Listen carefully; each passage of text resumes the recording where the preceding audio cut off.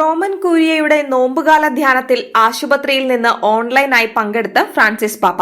വത്തിക്കാനിലെ Paul ആറാമൻ ശാലയിൽ ഉച്ചകഴിഞ്ഞ് ആരംഭിച്ച റോമൻ കൂരിയയ്ക്കുള്ള നോമ്പുകാല ധ്യാനത്തിൽ പൊന്തിഫിക്കൽ ഭവനത്തിന്റെ ഔദ്യോഗിക പ്രഭാഷകൻ ഫാദർ റോബർട്ടോ പസോളിനി സന്ദേശം നൽകി.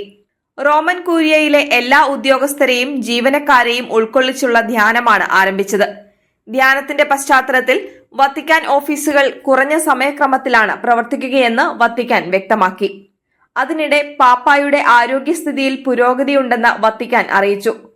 കഴിഞ്ഞ രാത്രി പാപ്പ ശാന്തമായി ചിലവഴിച്ചുവെന്നും പ്രാദേശിക സമയം 8 മണിയോടെ ഉറക്കമുണർന്നുവെന്നും പരിശുദ്ധ സിംഹാസനത്തിന്റെ മാധ്യമ കാര്യാലയം അറിയിച്ചു. കഴിഞ്ഞ ദിവസം ഓൺലൈൻ ധ്യാനത്തിൽ പങ്കെടുക്കുകയും ദിവ്യകാരുണ്യം സ്വീകരിക്കുകയും കപ്പേളയിൽ അല്പസമയം പ്രാർത്ഥനയിൽ ചിലവഴിക്കുകയും ചെയ്തു. വത്തിക്കാൻ സ്റ്റേറ്റ് സെക്രട്ടറി കർദിനാൾ Pietro Parolin, archbishop Edgar Pena Parra എന്നിവരുമായി പാപ്പ റോമിലെ ജെമലി ആശുപത്രിയിൽ കൂടിക്കാഴ്ച നടത്തിയിരുന്നു. ആശുപത്രിയിൽ തന്നെ ശുശ്രൂഷിക്കുന്നവർക്കൊപ്പം പാപ്പ വിശുദ്ധ ബലിയിലും സംബന്ധിച്ചു. ശ്വസന സഹായവും ഫിസിയോതെറാപ്പിയും പാപ്പ തുടരുന്നുണ്ട്.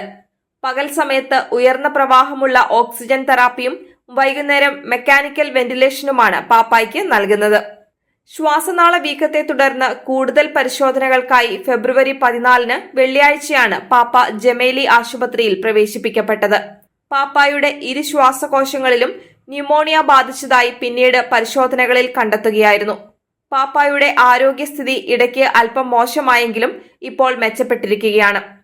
പാപ്പ ആശുപത്രിയിൽ പ്രവേശിപ്പിക്കപ്പെട്ടിട്ട് ഇന്ന് 25 ദിവസമായി. പാപ്പായ്ക്ക് മരുന്നുകളോടൊപ്പം ലോകത്തിന്റെ എല്ലാ ഭാഗങ്ങളിൽ നിന്നും പ്രാർത്ഥനാ സഹായവുമുണ്ട്. പാപ്പായുടെ സുഖപ്രാപ്തിക്കായി വത്തിക്കാനിൽ അനുദിനം രാത്രി പരിശുദ്ധ കന്യകാമറിയത്തോടുള്ള പ്രത്യേക കൊന്ത നമസ്കാരം നടക്കുന്നുണ്ട്.